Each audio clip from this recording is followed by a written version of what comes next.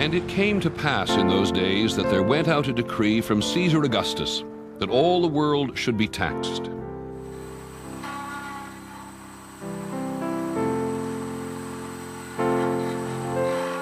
And Joseph went out from the city of Nazareth unto the city which is called Bethlehem, to be taxed with Mary, his espoused wife, being great with child.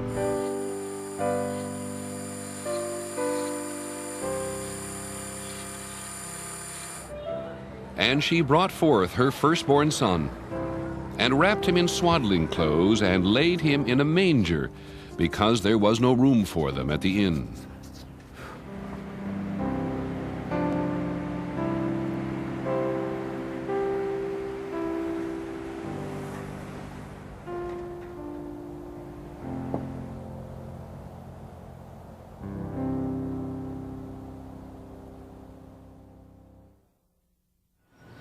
Hello, I'm Peter Jennings, and we have been searching for Jesus. As reporters, that is, because it's an irresistible story.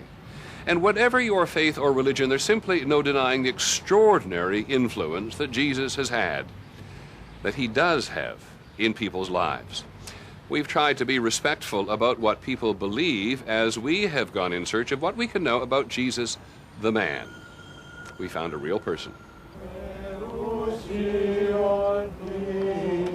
We suspected that reliable sources would be hard to come by, and sometimes they were, as we found early on. We ended up one day at a news conference in a grove of olive trees just outside Bethlehem. We believe that this site can be developed both as a touristic site and as a pilgrimage site, a major pilgrimage site. Israeli government archaeologists and the Greek Orthodox Church were announcing an important new discovery. They had uncovered a rock where they say Jesus' mother Mary, pregnant and tired, sat and rested on the road to Bethlehem. Faithful, but speaking as an archaeologist, do you believe that Mary sat on that rock? I can assure you whether she sat exactly in this piece of rock, but for sure it happened somewhere in these surroundings. Now, no one here could tell us where they got the information about Mary sitting on the rock, and there's nothing in the Bible about Mary sitting anywhere. What is your indication that this is the real place that Virgin Maria rests? Right here we realized just how difficult it would be for a journalist to get the story right. It turned out that what the archaeologists had actually uncovered here was the foundation of a church with a big rock in the center. The church was built 300 or 400 years after Jesus lived by converts to Christianity, who'd come here and were told by the local people that this was where Jesus' mother supposedly sat down.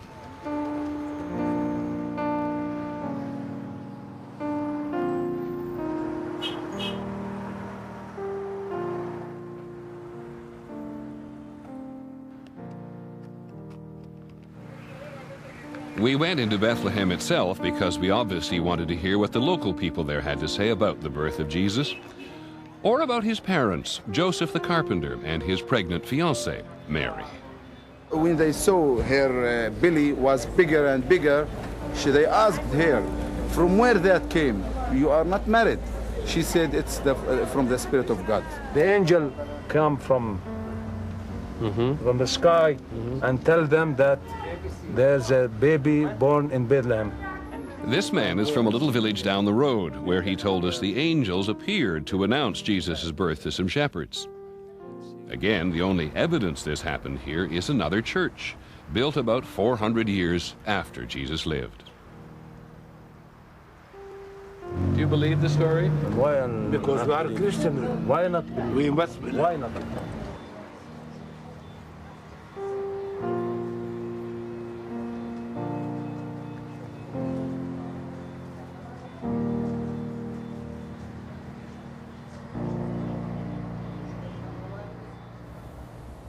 And of course, we went to the enormous Church of the Nativity, which sits at the very center of Bethlehem. This is the church where everybody thinks Jesus was born? Yes, sir. It's the real place where Jesus was born. Well, as far as anyone knows, for about 300 years after Jesus was born, there was nothing marking this as the site of the manger. For most of that time, there were no churches at all. Christians were being persecuted throughout the Roman Empire. until the Roman Emperor Constantine converted to the faith and sent his mother, Queen Helena, here to build churches. That's the place where Christ was born. The star is a symbol of the Star of Bethlehem, and it marks the holy place where Christ was born. And this cave used to be the stable. The local people apparently told Helena that this was the place where Mary laid the baby in a manger and where 3 kings or wise men knelt to worship him. And there is the altar where the 3 kings gave to Christ the Lord the 3 presents. And so this sprawling sanctuary tells us a lot about the enthusiasm of 4th century Christians, but not very much about the life of Jesus. One of the first things we learned when we started this was that all but the most skeptical historians believe Jesus was a real person, even though when you come here you do not find any physical evidence. What everybody starts with is this: the New Testament of the Bible. The New Testament provides us with bits and pieces about Jesus' life, and most of it about the last couple of years. And so we took the book and we went to talk to biblical scholars and historians and archaeologists. Many of them are Christians, some of them are priests or ministers, others studied for years in seminaries. We also talked to Jewish experts, of course, because Jesus was a 1st century Jew. As we listened to these men and women, we came to realize that the debate about Jesus the man and his teachings is as vigorous and exciting today as it has been in any century.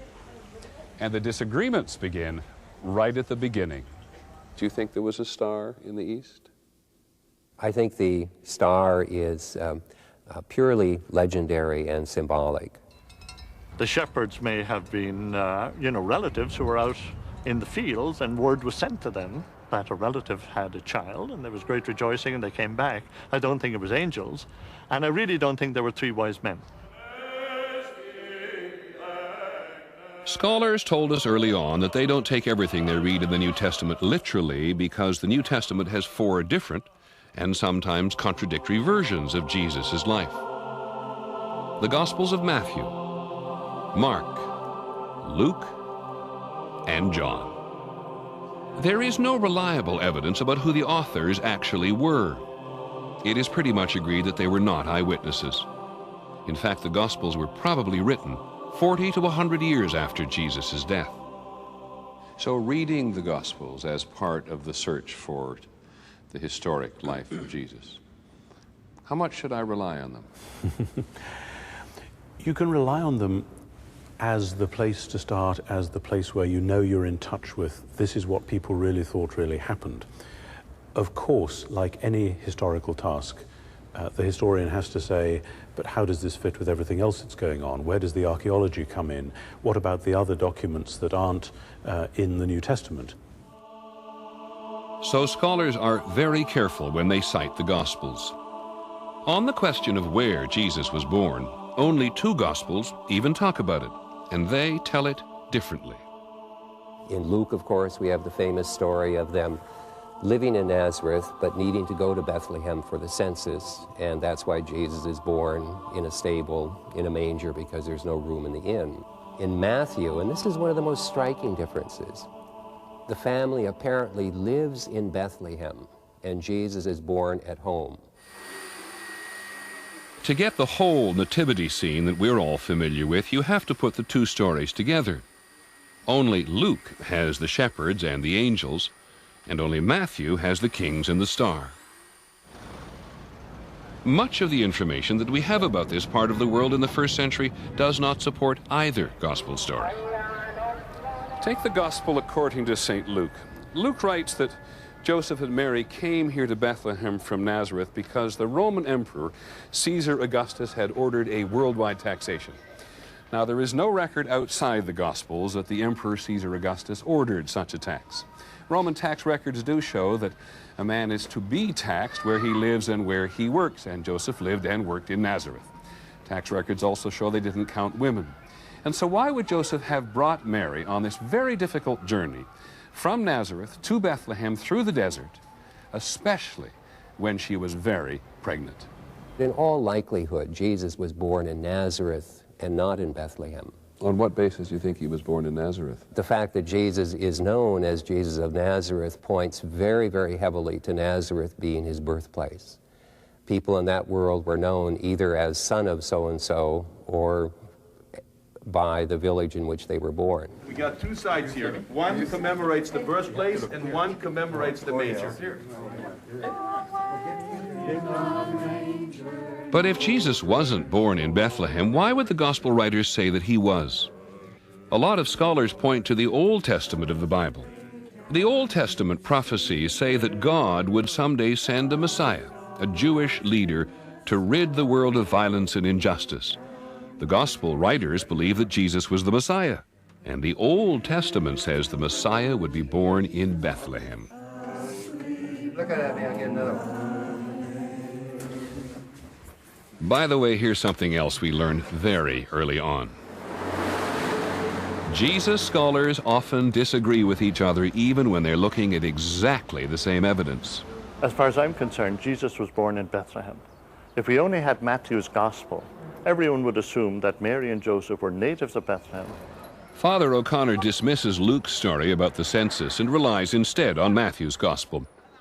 Matthew has the family fleeing Bethlehem and ending up in Nazareth after the local Jewish king Herod ordered that all the baby boys in Bethlehem should be massacred.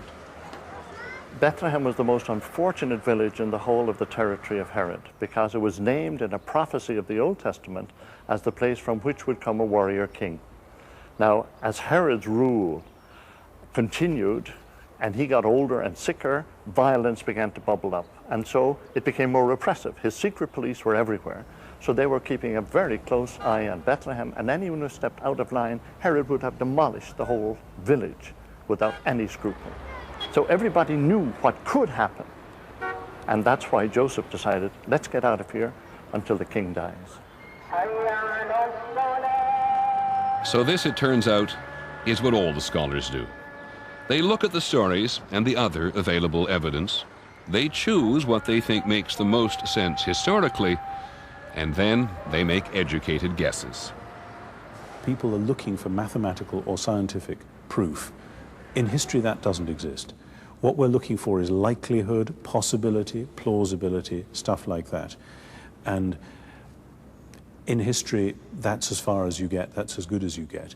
And when it comes to the birth narratives, no, I can't say it's even probable because it remains highly improbable that things like this happen. However, I know as a historian that history is full of things which were improbable at the time, and yet, my goodness, they happened.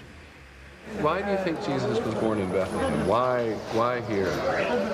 This is something, why I born here, I don't know. We talked to people in Bethlehem about all this scholarly analysis, and they were not impressed. Where you born? You?